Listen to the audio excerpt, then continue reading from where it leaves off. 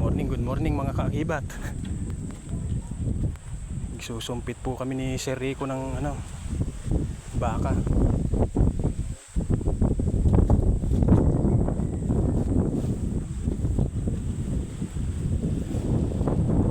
Po yung tinatawag na artificial insemination. Ganyan na po ang mga pamamaraan ngayon.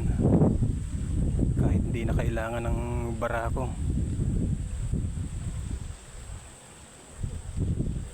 At saka yung mga lahi po niyan magaganda.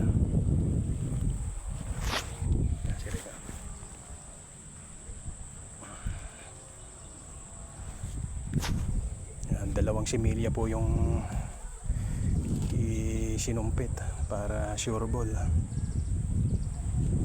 Isa po kasi naputok yung naputok yung pinaka catheter niya.